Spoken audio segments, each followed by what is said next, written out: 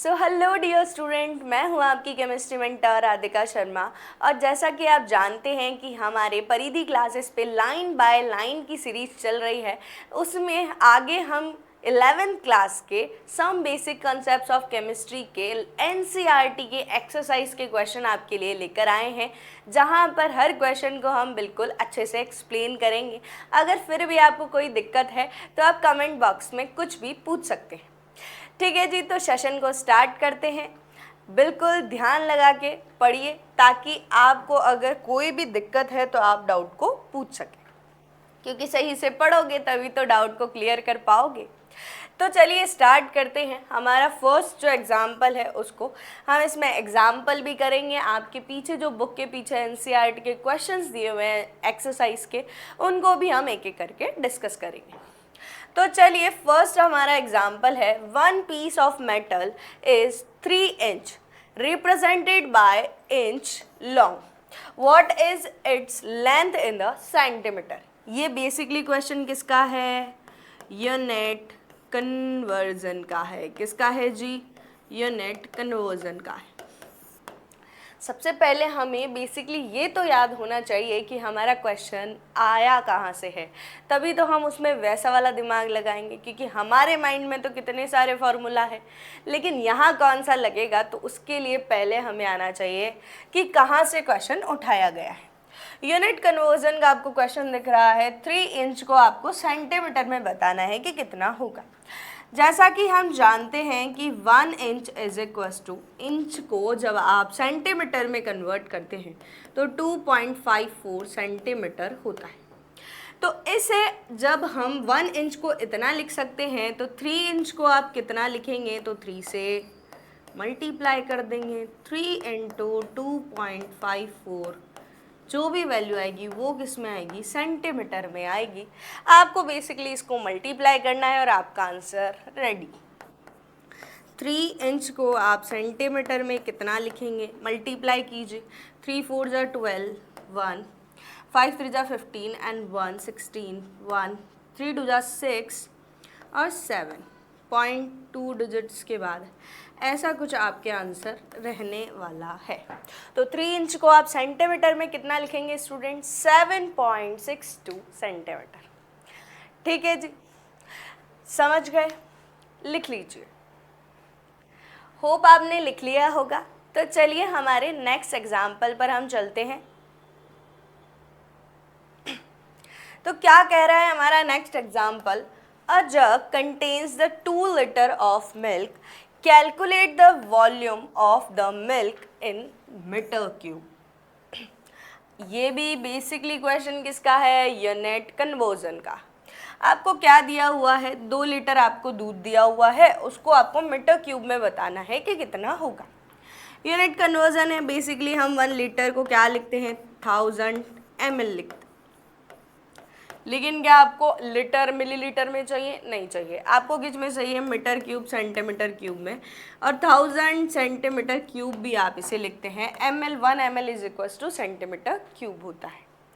ठीक है, बेसिकली हमने इतना तो कन्वर्ट कर दिया, लेकिन मैम क्या हमें सेंटीमीटर क्यूब में भी चाहिए क्या? नहीं, हमें तो किस में चाहिए स्टूडेंट्स? मीटर क्यूब में। आप क्या करेंगे? आपको मीटर क्यूब में अगर चाहिए तो आप फिर रिलेशन किसका निकालेंगे? 1 metre is equals to 100 centimetre. ठीक है, तो 1 सेंटीमीटर इज इक्वल्स टू 10 की पावर माइनस के 2 मीटर। लेकिन क्या यहाँ सेंटीमीटर है? नहीं, यहाँ तो क्या है? सेंटीमीटर का क्यूब है। तो 1 centimetre cube is equals to 10 की पावर माइनस के 2, जो भी आपकी डिजिट होगी मीटर, उसका भी क्यूब। यानी कि आपने इधर और इधर दोनों तरफ क्या कर दिया? क्यूब कर दिया। क्या वैल्यू आई? 10 की पावर 3 2 जा 6 माइनस के 6 मीटर क्यूब आई। क्या करेंगे? इस 1 सेंटीमीटर क्यूब की वैल्यू आप यहाँ पुट कर देंगे तो क्या वैल्यू आपकी आ जाएगी? 1000, यानी कि 10 की पावर 3 आपका यहाँ लिखा हुआ है। यहाँ कितना आया? 10 की पावर माइनस के 6। इसकी जगह अब आप ये वैल्यू पुट कर रहे हैं। ठीक है जी, क्योंकि आपको किस में चाहिए? मीटर क्यूब में चाहिए। आपने क्या किया? अब 10 की पावर, जब बेस सेम होते हैं तो पावर्स ऐड हो जाती हैं। 3 माइनस 6 ये ऐसे ऐड हुई और ये मीटर क्यूब में ही है। कितना वैल्यू आया 10⁻³ आपके बचेगा तो 10⁻³ मीटर क्यूब। ये किसकी वैल्यू आई आपके 1 लीटर की। समझ गए होंगे। चलिए लिख लीजिए जल्दी से साथ साथ में नोट करते जाएं आपकी नोटबुक में। तो होप सो आपने लिख लिया होगा। नेक्स्ट चलते हैं हमारे नेक्स्ट एग्जाम्पल की तरफ। देख लीजिए क्या कह रहा है हमारा next example. How many seconds are there in the 2 days। आपको क्या बताना है कि 2 days में कितने सेकेंड्स होते हैं। तो ये भी क्वेश्चन किसका है बच्चों, यूनिट कन्वर्जन का। बहुत सारे क्वेश्चन आपके छोटे छोटे क्वेश्चन बनते हैं तो वो हमें आना चाहिए ताकि हमारे हैबिट में आ जाए। ठीक है जी। हम यहाँ पर जानते हैं कि जो हमारे डे होता है तो जल्दी से बता दीजिए 1 day is equals to 24 hours, 1 hour is equals to 60 minute, 1 minute is equals to 60 second। तो 1 hour इज इक्वल्स टू कितना सेकेंड बता दीजिए जल्दी से कमेंट करके। डे है, 1 डे को आप क्या लिखते हैं 24 hours लिखते हैं। ठीक है, 1 hour को आप कितना लिखते हैं 60 minute लिखते हैं। 1 मिनट में कितने सेकंड होते हैं 60 सेकंड होते हैं। तो जब हम बात करेंगे 2 days की तो आप इसे कैसे लिखते हैं 2 days is equals to 2 days multiply 1 day में कितना 24 hours, 1 hour में कितना 60 minutes और 1 मिनट में कितने सेकेंड्स 60 सेकेंड्स। हम इसको इस तरह से क्यों लिखते हैं ताकि जो बाकी यूनिट्स है वो कट हो जाए। आपको जो यूनिट चाहिए वो सेकंड है, उसके अलावा आपको कुछ नहीं चाहिए तो वो यूनिट आपके लिए कैंसिल होनी चाहिए। तो किस तरह से आप कैंसिल करते हैं, जैसे डे से डे कैंसिल हो जाता है, आवर से आवर कैंसिल हो जाता है, मिनट से मिनट कैंसिल हो जाता है। बची हुई यूनिट आपकी क्या है सेकंड, और आपको आंसर भी किस में चाहिए स्टूडेंट सेकंड में चाहिए। ठीक है, तो 2 days को आप जब सेकंड में लिखना चाहेंगे तो क्या होगा 2 days इज इक्वल्स टू 24 इन सबको मल्टीप्लाई कर लो 2 इंटू 24 इंटू 60 इंटू 60। जब आप इसको सॉल्व कर लेंगे तब आपका आंसर क्या रहने वाला है, वो जो भी आंसर आएगा वो किस में आएगा आपके सेकेंड्स में आएगा। ठीक है जी, आपका बेसिकली जो आंसर रहने वाला है वो कैसे 24 इंटू 2 48 और ये आपके 3600। ठीक है, जल्दी से इन दोनों यूनिट्स को मल्टीप्लाई कीजिए और कमेंट बॉक्स में आंसर बताइए कि क्या आंसर रहने वाला है। ठीक है जी, और जल्दी से अपनी नोटबुक में नोट भी कर लीजिए। होप सो आपने लिख लिया होगा। इसका जो फाइनल आंसर है 172800। ये क्लियर नहीं दिख रहा है 172800 सेकेंड्स। ठीक है जी, सभी का यही आया है, सबने मल्टीप्लाई किया होगा। चलिए चलते हैं हमारे नेक्स्ट एग्जाम्पल की तरफ। तो नेक्स्ट एग्जाम्पल क्या है, calculate the molecular mass of the glucose. Glucose का मॉलिक्यूल होता है, इसने दिया भी हुआ है, बाकी अपने को भी याद होना चाहिए कि ग्लूकोज का फॉर्मूला क्या होता है C6H12O6 होता है। ठीक है, आपको क्या निकालना है इसका मोलर मास निकालना है। बेसिकली मोलर मास निकालने के लिए आप क्या करते हैं, इनके जो इंडिविजुअल मास होते हैं उनको लिख लेते हैं, जितनी क्वांटिटी में ये प्रेजेंट है उससे मल्टीप्लाई कर देते हैं। जैसे हम इजीली यहाँ निकालना जाए 6 कार्बन का कितना एटॉमिक मास 12 हाइड्रोजन का 1 और 6 ऑक्सीजन है, ऑक्सीजन का आपके 8 2 जा 16। 12 इंटू 6 कितना 72 आई थिंक। 12 और ये जो भी है मल्टीप्लाई करो, 6 6 जा 36।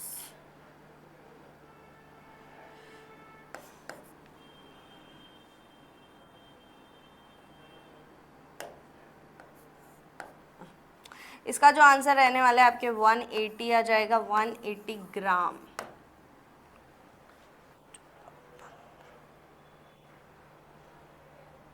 कुछ तो गड़बड़ है। 72 12 6 36, ये आपके 96। ठीक, यहाँ पे आपकी ये 180 ग्राम रहने वाला है, क्योंकि ग्लूकोज का मॉलिक्यूलर मास कितना होता है, 180 ग्राम होता है।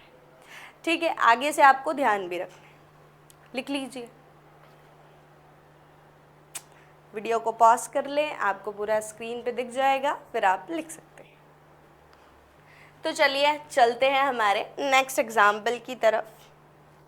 नेक्स्ट एग्जाम्पल अब क्या कह रहा है उसे देख लेते हैं। A compound contains 4.07% hydrogen, 24.27% carbon and 71.65% of chlorine. And उसका मोलर मास भी आपको दिया हुआ है। What are its empirical formula and molecular formula. तो डियर स्टूडेंट, सबसे पहले क्वेश्चन सॉल्व करने से पहले हमें पता होना चाहिए कि मॉलिक्यूलर फार्मूला और एम्पेरिकल फार्मूला क्या होता है। हम जानते हैं कि एम्पेरिकल फार्मूला सबसे सिंपलेस्ट रेशो की फॉर्म होती है और मॉलिक्यूलर फार्मूला हर मॉलिक्यूल के हिसाब से अलग अलग होता है। ठीक है, तो हम कैसे इसको सॉल्व करते हैं देखते जाइए आप। बिल्कुल इजी और बहुत अच्छा क्वेश्चन है, आपके आने लायक क्वेश्चन है। ठीक है, स्टार्ट करते हैं। सबसे पहले आपको क्या दिया हुआ है, हम इसके लिए नई स्लाइड ले लेते हैं ताकि आपको दिक्कत ना आए। ठीक है, आप क्या करेंगे, आपको दिया हुआ क्या है कि आपको हाइड्रोजन का अमाउंट दिया है, हाइड्रोजन का अमाउंट, कार्बन का अमाउंट और क्लोरीन का अमाउंट आपको दिया हुआ है।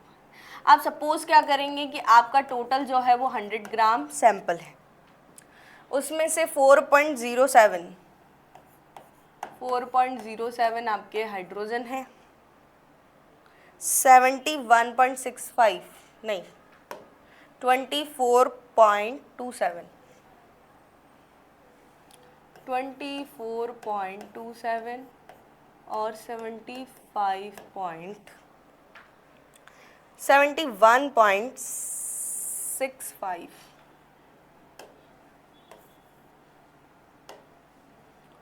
71.65 आपके क्या है, क्लोरीन है। आपने क्या माना कि सैंपल जो है वो आपका 100 ग्राम है, क्योंकि परसेंटेज में दे रखा है, आप उसको ग्राम में कैसे निकालेंगे, तो 100% का आपको परसेंटेज अलग अलग दे रखा है। अगर आप इसको 100 ग्राम्स मान लेंगे तो ये सब भी आप ग्राम्स में कह सकते हैं कि इतना ग्राम अमाउंट है। ठीक है, और क्या इन्फॉर्मेशन आपको दी है, इसका मोलर मास दिया हुआ है, टोटल जो है जो भी आपके आता है उसका, यानी कि इसमें कार्बन है, हाइड्रोजन है और आपके क्लोरीन है, एक्स वाई जेड है, इन तीनों की वैल्यू आपको निकालनी है एम्पेरिकल फार्मूला और मॉलिक्यूलर फार्मूला के लिए। अब हम इससे कैसे निकालते हैं, तो सबसे पहले हमारा प्रोसेस क्या चलता है, जो भी हमें दिया हुआ है कितने कितने अमाउंट में, सबसे पहले हमने वो लिख लिया। इसके बाद हम इसके लिए क्या निकालते हैं, पर मोल्स निकालते हैं कि कितने मोल यहाँ पर प्रेजेंट है। ठीक है, ये परसेंटेज में है तो आप इसे ग्राम में मत लिखिए।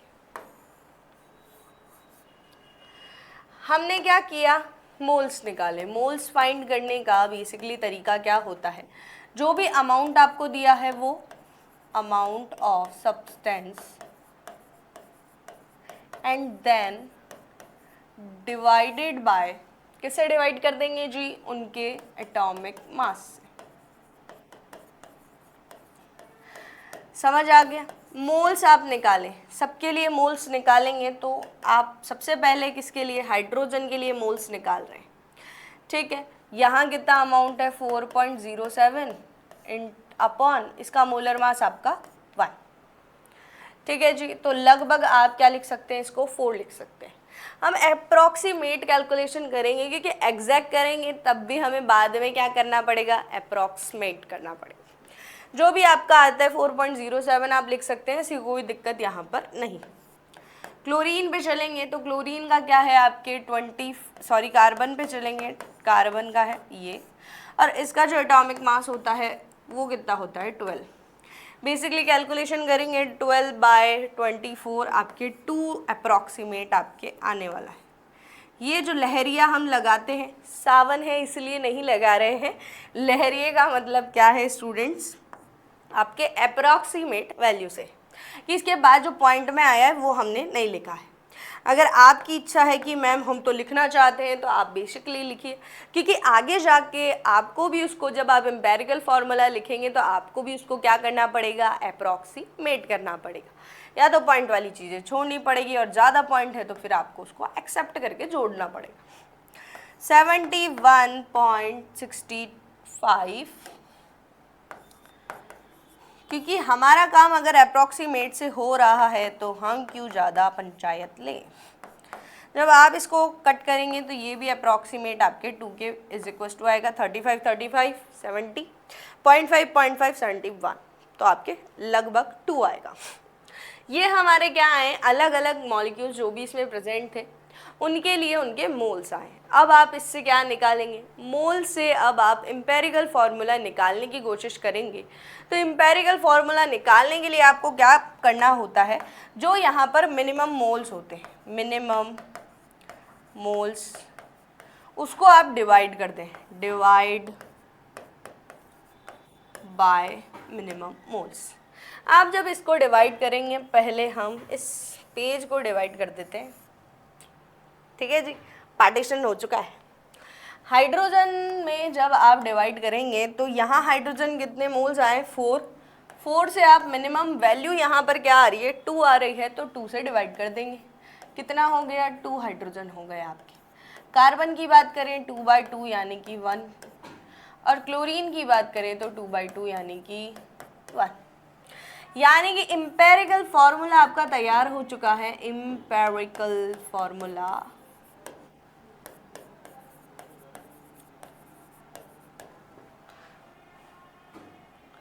एम्पेरिकल फार्मूला जब हम निकालना चाह रहे हैं तो वो आ चुका है आपका, जैसे CHCl, 3 चीज़ें यहाँ प्रेजेंट थी। C कितना है आपका 1 है, क्लोरीन भी 1 है, हाइड्रोजन आपके 2 है, यानी कि ये आपका क्या आ चुका है, एम्पेरिकल फार्मूला आ चुका है। क्या आ चुका है जी, एम्पेरिकल फार्मूला आ चुका है। एम्पेरिकल फार्मूला आ चुका है तो उसे जल्दी से आप क्या कर दें, डब्बे में पैक कर दें, डब्बे का कलर चेंज कर दें, कर दिया जी, ठीक है। अब हम क्या कर रहे हैं, आगे हमें एम्पेरिकल फार्मूला तो निकल गया, एम्पेरिकल फार्मूला के अलावा हमें क्या निकालना है, उसका मॉलिक्यूलर फार्मूला। मॉलिक्यूलर फार्मूला निकालने के लिए डियर स्टूडेंट्स आपको क्या करना पड़ेगा जी, आपको इससे उस मल्टीप्लायर से मल्टीप्लाई करना पड़ेगा जो यहाँ पर मिसिंग है, मल्टीप्लायर, जिसे आप n से रिप्रेजेंट करते हैं, इसकी वैल्यू आपको निकालनी पड़ेगी। उस वैल्यू से जब आप इसको मल्टीप्लाई कर देंगे तो आपका एम्पेरिकल फार्मूला किससे, आपके मॉलिक्यूलर फार्मूला में कन्वर्ट हो जाएगा। आपको यहाँ पर इसके लिए क्या दिया हुआ है, इसका मोलर मास दिया हुआ है। तो आप क्या करें, सबसे पहले आप इस एम्पेरिकल फार्मूला का मोलर मास निकालें, यानी कि CH2Cl, इसका आप क्या निकाल रहे हैं, मोलर मास ऑफ CH2Cl। यहाँ क्या है, कार्बन है, कार्बन का 12 होता है, 1 ही प्रेजेंट है, 2 हाइड्रोजन, क्लोरीन का 35.5 होता है। जल्दी से ऐड कीजिए इनको, 12 और 14, 14 और 35, यहाँ 35 में जोड़िए, 0.5 तो दिख रहा है, यहाँ पर 549 और ये आपके 49.5 समथिंग कुछ आपके आया है। ये क्या आया है आपके, जो आपने एम्पेरिकल फार्मूला निकाला है CH2Cl, इसका ये मोलर मास आया है, और आपको जो मॉलिक्यूल है उसका भी मोलर मास दिया हुआ है। तो आप यहाँ से क्या हेल्प ले सकते हैं उसकी, कि आप यहाँ n की वैल्यू निकालेंगे। n क्या है, आपके मल्टीप्लायर है, ठीक है जी। इसकी वैल्यू किस तरह से निकालते हैं, जो भी आपके मोलर मास गिवन है वो मोलर मास अपॉन जो भी आपके एम्पेरिकल फार्मूला का मोलर मास आया है, molar mass of the empirical, पूरा लिखना जरूरी है क्या स्टूडेंट्स, एम्पेरिकल फार्मूला, क्या आप चेक करें कि मैम को आता है या नहीं। ठीक है जी। तो n इज इक्वल टू क्या होता है, आपके जो भी इम्पेरिकल फॉर्मूला है उसका मास हम निकाल चुके हैं, और यहाँ जो आपको दिया हुआ है 98.96, 98.96 अपॉन इधर कितना है 49.5। क्या करें आप, क्या इसको डिवाइड करने बैठेंगे, क्या पॉइंट वाले रेशो जो भी आता है क्या उससे मल्टीप्लाई करेंगे? आप नहीं करेंगे, आपको तो एक्यूरेट वैल्यू चाहिए, होल नंबर चाहिए। तो आप क्या करें, एग्जैक्ट वैल्यू को क्यों डिवाइड कर रहे हैं, आप इसको 98 से 100 मान लीजिए, इसको 49 से 50 मान लीजिए, आप दिखेंगे कि यहाँ पर अप्रॉक्सीमेट n की जो वैल्यू है वो कितनी आ जाएगी, 2 आ जाएगी। अगर आपको फिर भी है कि नहीं मैम हमको तो करना ही है, हम तो सॉल्व ही करेंगे, हम तो सारी जो कला है हमारी वो इसी क्वेश्चन में दिखाएंगे, आगे थोड़ी क्वेश्चन करने हैं हमको, तो अगर आपको नहीं जम रहा है कि नहीं मैम हमें तो डिवाइड ही करना है, तो कैलकुलेटर निकाल के कर लीजिए बच्चों। आपको फिर भी क्या करना पड़ेगा, अप्रॉक्सीमेट n की वैल्यू 2 ही लेनी पड़ेगी, और इस 2 को आप किससे मल्टीप्लाई कर देंगे, एम्पेरिकल फॉर्मूले से मल्टीप्लाई कर देंगे, तो क्या आ जाएगा, आपके मॉलिक्यूलर फॉर्मूला आ जाएगा। क्या करना होगा, CH2Cl है, इसको आप क्या कर दें, 2 से मल्टीप्लाई कर दें, मल्टीप्लायर से मल्टीप्लाई कर दें, तो C2H4Cl2। ये आपका क्या आ चुका है स्टूडेंट्स, मॉलिक्यूलर फॉर्मूला आ चुका है। क्या कर दें आप, इसको बॉक्स में पैक कर दें, क्योंकि हमारा आंसर आ चुका है। ठीक है जी। तो एक आंसर आपका ये पूछा था, एक आंसर आपका ये पूछा था। जल्दी से क्वेश्चन को लिख लीजिए, मैं थोड़ा साइड में हट जाती। तो चलिए चलते हैं हमारे नेक्स्ट एग्जाम्पल की तरफ। स्टूडेंट्स लिख लिया होगा आपने, तो ये तो हमने कर लिया है। इसके बाद चलते हैं नेक्स्ट पे, ये भी हमारा हो चुका है। नेक्स्ट क्वेश्चन आता है स्टूडेंट्स की, calculate the amount of water produces by the combustion of the 16 gram of methane.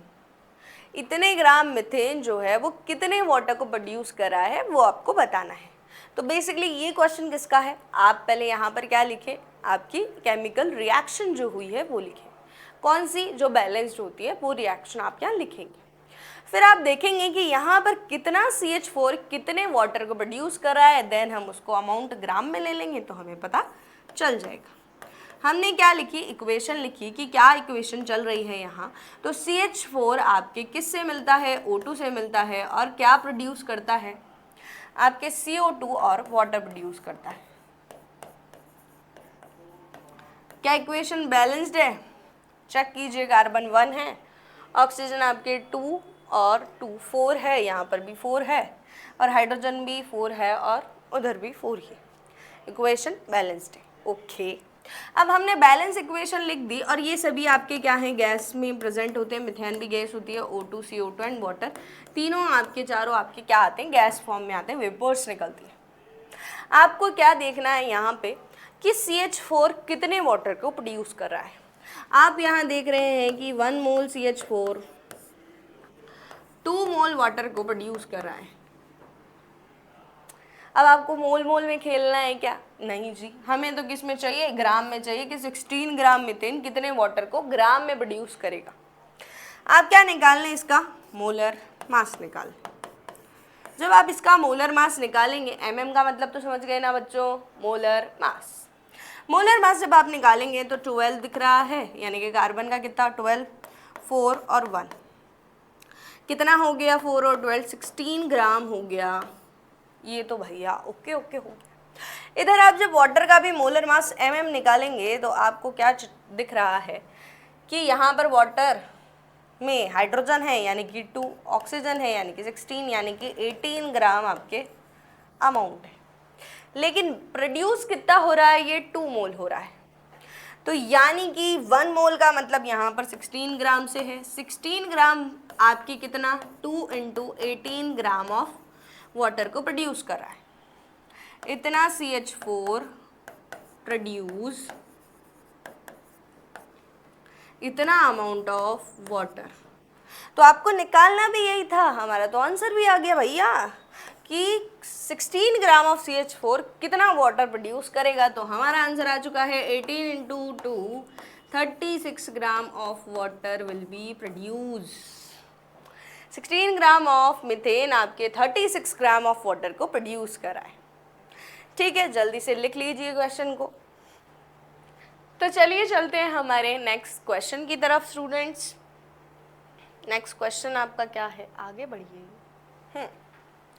Next question आपका क्या कह रहा है, how many moles of methane are required to produce the 22 gram of CO2 after the combustion. यानी कि वही जो equation हमने पहले लिखी है वही यहाँ पर काम आ रही है कि CH4 O2 की प्रेजेंस में क्या बना रहा है, CO2 एंड वाटर बना रहा है।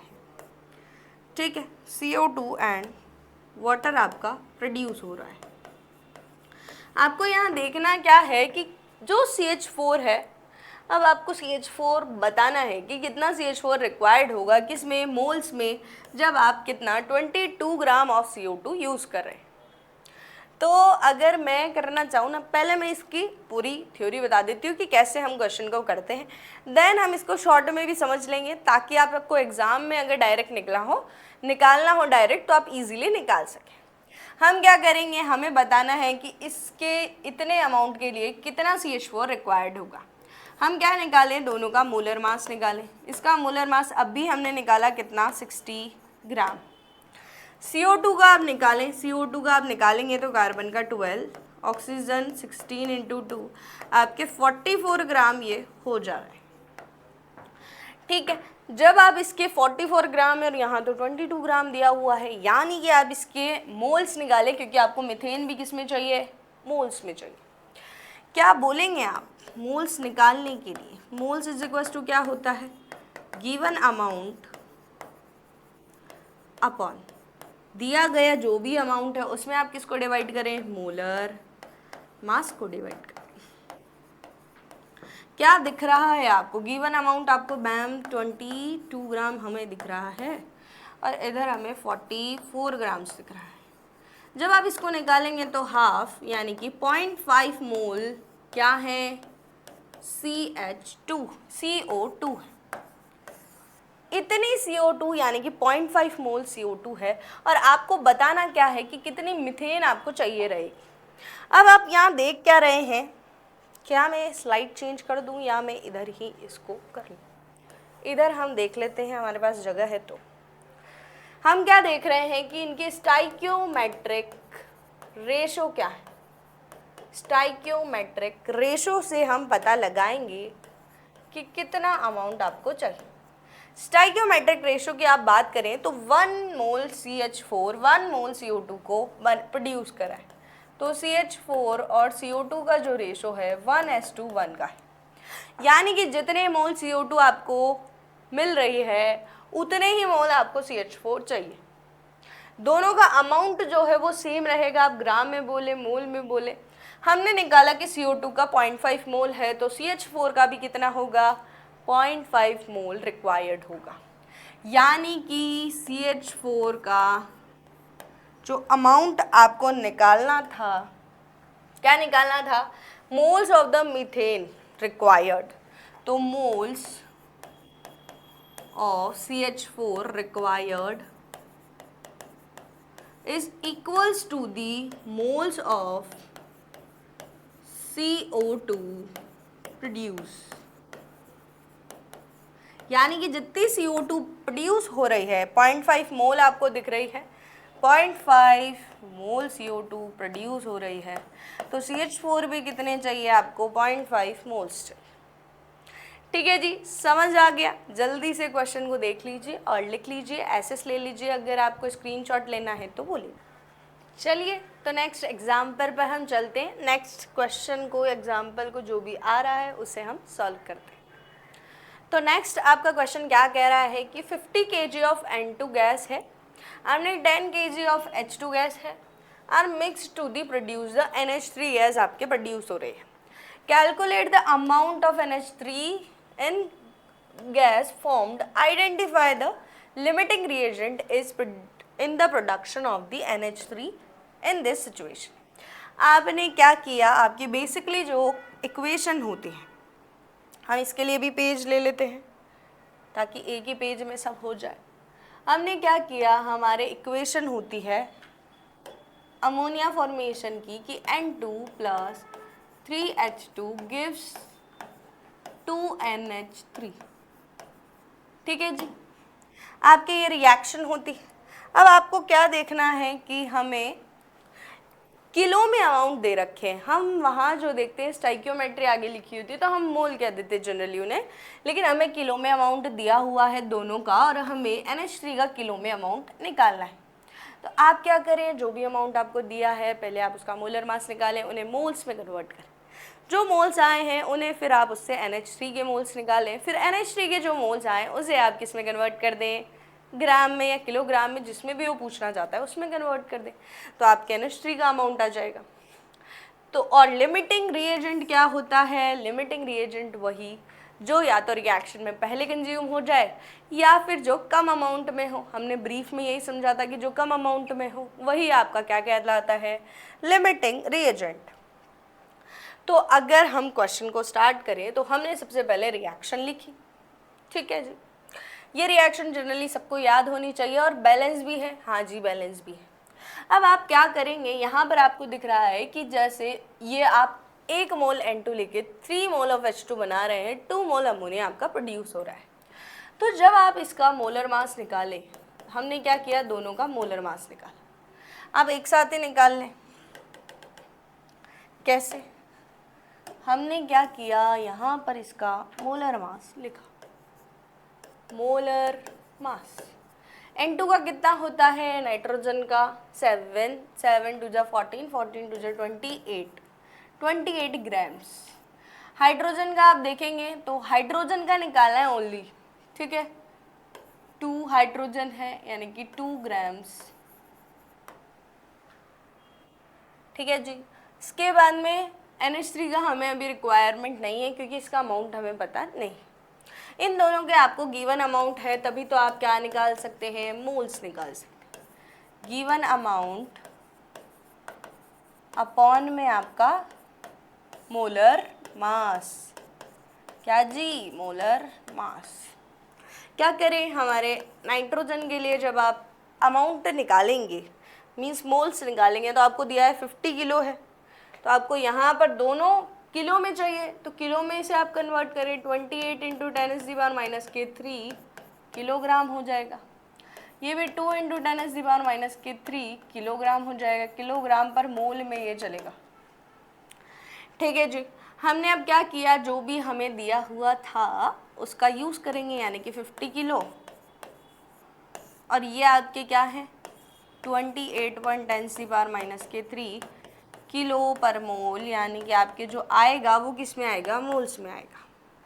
जब आप इसे सॉल्व करने की कोशिश करें, थोड़ी सी 10 को ऊपर ले जाएं, 3 0 और बढ़ाएं और 28 का इसमें डिवाइड करें, जो भी वैल्यू आएगी वो नाइट्रोजन के मोल्स हो जाएंगे।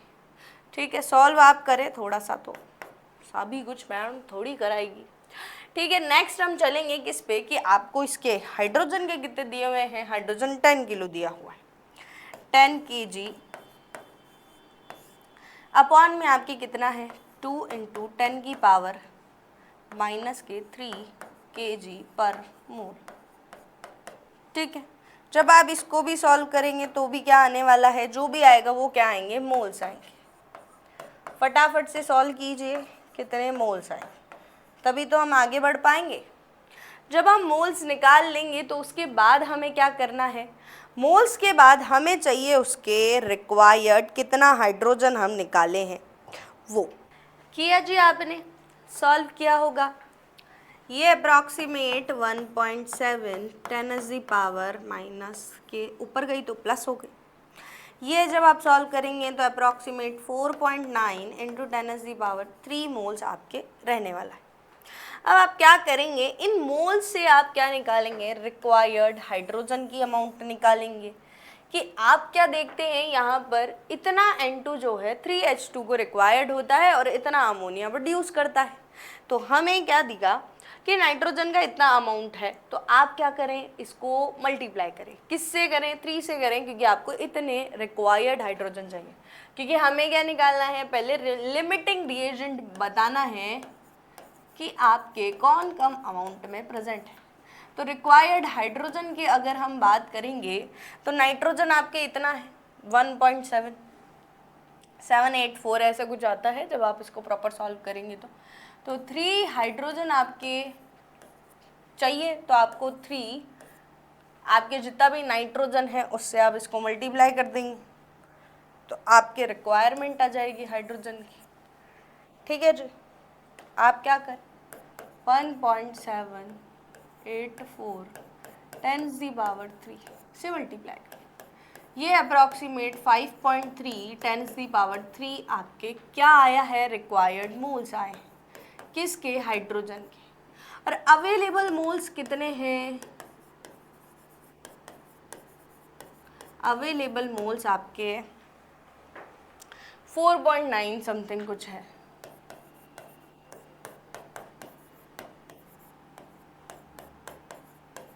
इतने मोल्स आपके अवेलेबल है और इतने आपको रिक्वायर्ड है, तो जितना अमाउंट हमें चाहिए उससे कम अमाउंट में प्रेजेंट है, तो यानी कि आपके लिमिटिंग रिएजेंट कौन हो जाएगा, हाइड्रोजन हो जाएगा। लिमिटिंग रिएजेंट कौन हो गया, हाइड्रोजन।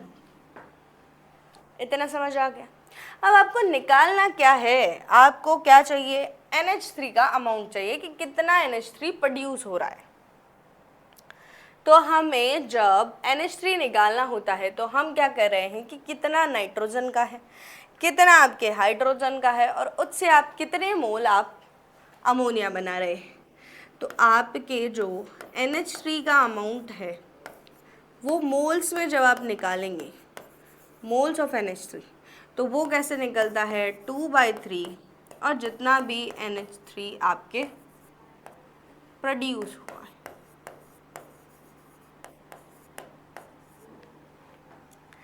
ठीक है, आप जल्दी से इसकी वैल्यू पुट कीजिए। कैसी वैल्यू मैम, वैल्यू हम पुट करेंगे कि यहाँ पर कितना आपके मोल्स ऑफ हाइड्रोजन अवेलेबल है। ठीक है जी, यानी कि 2/3 इंटू कितने आपके, सॉरी यहाँ पे H2, कितने आपके H2 अवेलेबल है। जितने भी आपके H2 अवेलेबल है मोल्स में, आप उसको पुट कर दीजिए। कितने अवेलेबल मोल्स है, 4.9 है।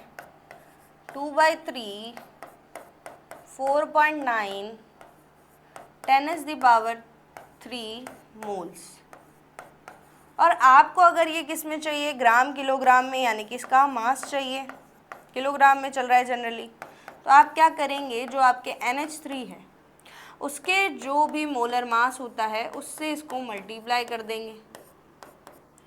ये लिमिटिंग रिएजेंट है H2, तभी तो डिपेंड किस पे कर रहा है, इसका प्रोडक्शन H2 पर कर रहा है कि H2 का अमाउंट कम है, तो जितना अमाउंट हमारे पास प्रेजेंट है उतने अमाउंट से हम इसको प्रोड्यूस करना चाह रहे हैं।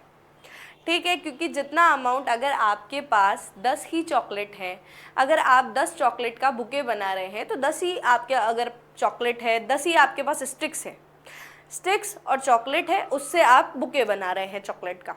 तो आपको क्या देखना पड़ेगा कि दोनों आपके अच्छे अमाउंट में होने चाहिए। मान लीजिए आपकी एक स्टिक ब्रेक हो चुकी है, 9 स्टिक अगर बची है तो आप क्या उसमें 10 स्टिक लगा पाएंगे, नहीं लगा पाएंगे। आपको अगर 9 स्टिक बची है तो 9 स्टिक्स का बुके बनाएंगे। इसी तरह अगर यहाँ पर इतना अमाउंट H2 का प्रेजेंट है तो आप कितने अमाउंट में अमोनिया बनाएंगे, वो डिपेंड करेगा H2 कितना अवेलेबल है। मोलर मास आप किसका यूज़ करेंगे, आप अमोनिया का मोलर मास यूज़ करेंगे। अमोनिया का मोलर मास हम निकालें तो 7 14 14 और 3 आपके 17 किलोग्राम में आपके अमाउंट आ जाएगा। 10⁻³ लगाएंगे तब, यहाँ आप 10⁻³ लगाएंगे तब जाके आपके किलोग्राम में वैल्यू आएगी। ठीक है, जब आपने ये वैल्यू मल्टीप्लाई कर ली तो आपके जो आने वाला है वो किस में आएगा, आपके किलोग्राम में आएगा। ठीक है, जब आप इसको सॉल्व करते हैं तो अप्रॉक्सीमेट 5.64 किलोग्राम, सॉरी 56.4 किलोग्राम, ऐसा कुछ आपके आंसर रहने वाला है, जिसका जो मल्टीप्लाई करने पर आए वही उसका आंसर। ठीक है, अप्रॉक्सीमेट 54 kg ऐसा कुछ आएगा। 7 2 जा। ठीक है, सब अपना अपना सॉल्व करें कि कितना सबका आता है, कमेंट बॉक्स में सॉल्व करके जरूर बताएं। ठीक है जी, आप इसको लिख लीजिए, फिर चलेंगे हम हमारे नेक्स्ट। लिख लिया होगा जी, चलते हैं हमारे नेक्स्ट क्वेश्चन की ओर। हमारा नेक्स्ट क्वेश्चन क्या है उसे देख लेते हैं। A solution is prepared by the adding 2 gram of substance A to the 18 gram of water. Calculate the mass percentage of the solute. आपने ऐसा क्वेश्चन पहले भी किया हुआ है जब हमने चैप्टर पढ़ा था।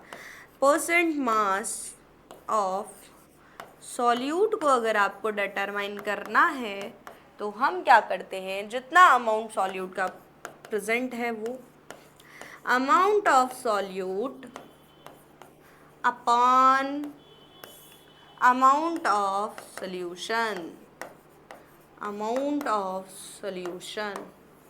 और आपको अगर परसेंटेज पूछा है तो इनटू आपके 100 से होता है, इतना भी आप जानते हैं। आप क्या करें, जो भी आपको वैल्यू दी हुई है उसे पुट कर दें। सॉल्यूट का मतलब आपने क्या, solution is prepared by the 2 gram of substance A, इतना ग्राम ए आपका सॉल्यूट है, 2 ग्राम आपकी क्या हो गया, अमाउंट ऑफ सॉल्यूट हो गया। अमाउंट ऑफ सॉल्यूट आपका कितना, 2 ग्राम। आप अगर सीक्वेंस में लिखना चाहें तो ऐसे भी लिख सकते हैं कि गिवन क्या है, तो अमाउंट ऑफ सॉल्यूट आपका 2 ग्राम है। फिर आप लिखना चाहें तो उसके बाद अमाउंट ऑफ सॉल्वेंट बोलें तो अमाउंट ऑफ सॉल्वेंट आपका 18 ग्राम है। फिर सॉल्यूशन का आप अमाउंट बोलेंगे तो सॉल्यूशन का जो अमाउंट हो जाएगा वो सॉल्यूट प्लस सॉल्वेंट के बराबर हो जाएगा, सॉल्यूट प्लस सॉल्वेंट के बराबर। तो आपके 2 + 18 यानी कि 20 ग्राम ऑफ सॉल्यूशन आपका प्रिपेयर हुआ। ठीक है जी, आपको 2 ग्राम ऊपर जो भी सॉल्यूट का है वो 20 ग्राम आपके सॉल्यूशन का है और 100 आपके परसेंटेज। कितना हो गया यहाँ से, आप जल्दी से इसको सॉल्व कीजिए। क्या दिख रहा है, 10 से 1, 10% आपके परसेंट मास ऑफ सॉल्यूट रहने वाली। ठीक है जी, जल्दी से इसका स्क्रीनशॉट ले लीजिए, मैं थोड़ा साइड में हट जाती हूँ। ले लिया जी, चलते हैं हमारे नेक्स्ट क्वेश्चन की ओर। नेक्स्ट क्वेश्चन आपका किससे रिलेटेड है वो देख लेते हैं। Calculate the molarity. भैया इसने तो साफ साफ बोल दिया है कि हमें क्या चाहिए, मोलरिटी चाहिए। तो इजीली आपका मोलरिटी का फॉर्मूला आपको लगाना है और इजी क्वेश्चन सॉल्व करना है। मोलरिटी का जो भी फॉर्मूला उसमें जनरली वो सब चीज़ें दिया होता है। NaOH दिया है ताकि आप इसका मोलर मास निकाल सकें। In the solution prepared by the dissolving its 4 gram of in enough water to form the 250 ml आपके सोल्यूशन इसने बनाए। सोल्यूशन का वॉल्यूम दिया हुआ है तो आप यहाँ लिख सकते हैं वॉल्यूम सोल्यूशन का 250 ml, ऐसे गिवन करके लिख दिया कीजिए ताकि आपको इजीली सब रहे। आप अगर n जो आपके अमाउंट है उसे आप लिखें, अमाउंट जो भी सॉल्यूट का अमाउंट है, सॉल्यूट का अमाउंट कितना है, अमाउंट मैं शॉर्ट फॉर्म में लिख रही हूँ, आपको लॉन्ग फॉर्म में लिखना है। ठीक है जी, 4 ग्राम आपके सॉल्यूट है, सोल्यूशन आपका 250 है और क्या चाहिए होता है, मोलर मास चाहिए होता है। तो आप इधर ही कुछ निकाल लें, उधर हम सॉल्व कर लेंगे। मोलर मास आपका किसका, NaOH का। इसका जब मोलर मास निकालते हैं तो 40 ग्राम होता है। आप निकालें अलग अलग, इसका 23, इसका आपके 16 और हाइड्रोजन का 1, 40 ग्राम आपके आता है। जब आप इसका मोलरिटी का फॉर्मूला यहाँ लगाएंगे तो मोलरिटी का फॉर्मूला जल्दी से बता दीजिए हमें क्या होता है। जब हम इसको वाइड करके लिखते हैं, हम वैसे तो क्या लिखते हैं, अमाउंट ऑफ मोल्स ऑफ जो भी आपके सॉल्यूट है वो अपॉन उसका वॉल्यूम। अगर हम मोल्स को भी ओपन करके लिख दें तो गिवन अमाउंट ऑफ सॉल्यूट, यानी कि amount of solute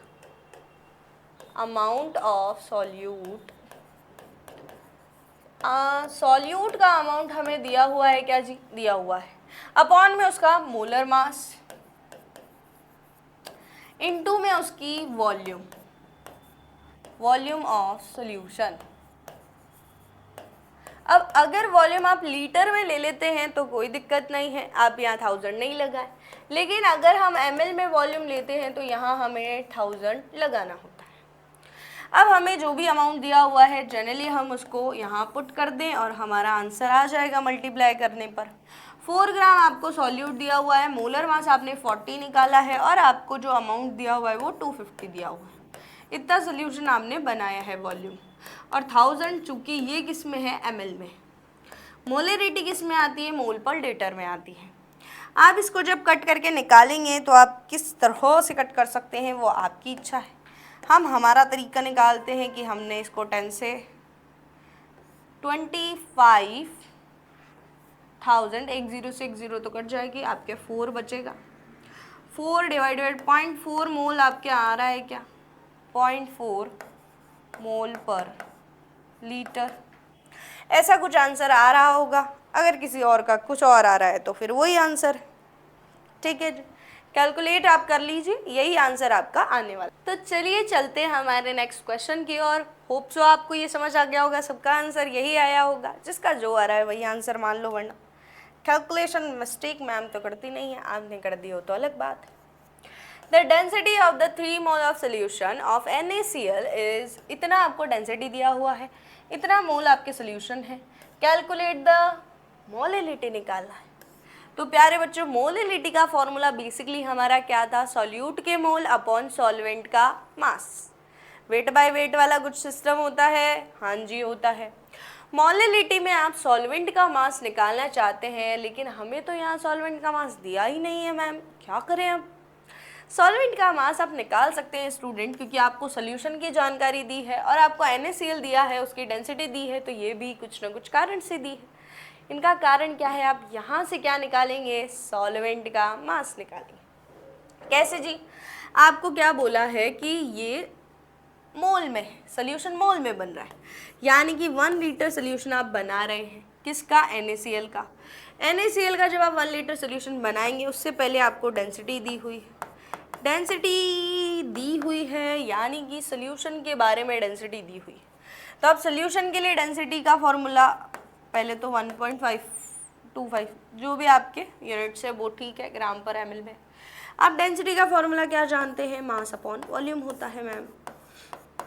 mass upon volume होता है, दैट मीन्स आप क्या कर दें, मास अगर आपको निकालना है सोल्यूशन का तो वॉल्यूम को उधर ले जाए, तो मास ऑफ सॉल्यूशन आपका निकल जाएगा यहाँ से,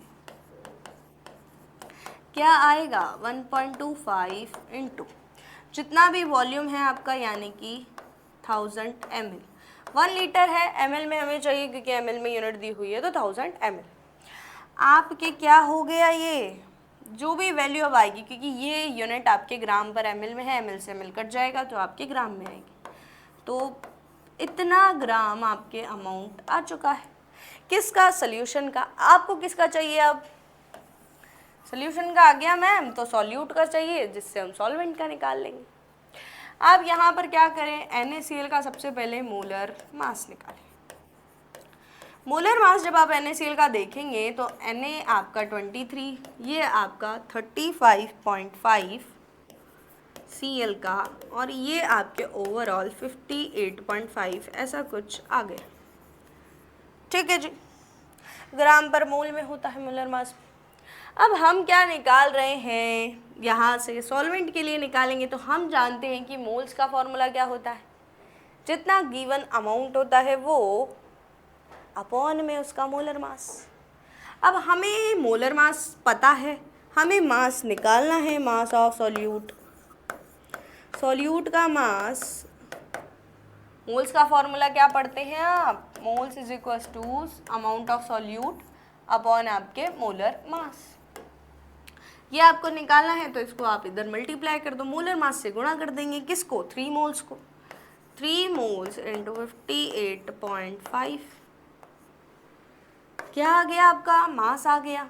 मल्टीप्लाई कीजिए, 175.5 आ रहा है, किस में आएगा, ग्राम्स में आएगा।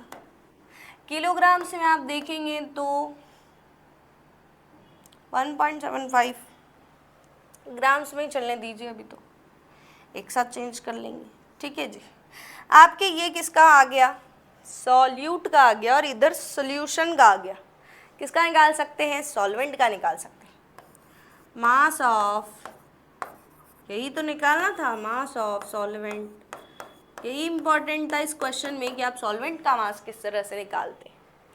ठीक है जी, कैसे निकालेंगे, सॉल्यूशन का मास माइनस सॉल्यूट का मास, मास ऑफ, दोनों के ऊपर लगा ले मास ऑफ। क्या करेंगे, सॉल्यूशन का कितना, इतना, सॉल्वेंट का कितना, इतना। ये आपके क्या आ चुका है, माइनस करें फटाफट से, कितना 1074.5 ग्राम्स।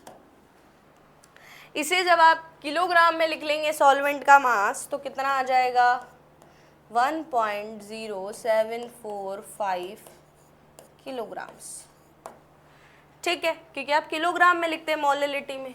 जल्दी से मोलेलिटी का फॉर्मूला लगा दीजिए तो आपका क्वेश्चन सॉल्व हो जाएगा। मोलेलिटी क्या होती है स्टूडेंट्स, मोलेलिटी का फॉर्मूला आपके amount of solute, sorry moles of solute, moles of solute जो आपको 3 मोल दिए हुए हैं, अपॉन में आपके कितना, mass of solvent in KG, mass of solvent. ठीक है जी, आपको कितना दिया हुआ है, 3 मोल सोल्यूशन है NaCl का, यानी कि 3 मोल्स दिए हुए हैं। सॉल्यूट का मास आपने केजी में निकाल लिया है 1.0745। जल्दी से इसका आंसर निकाल लीजिए, किस में आता है, आपके मोल पर केजी में आता है। ठीक है जी, जिसका जो आ जाए वही आंसर है, मोल पर केजी में आएगा। ठीक है, सॉल्व कर लीजिए इसको फटाफट से और लिख लीजिए।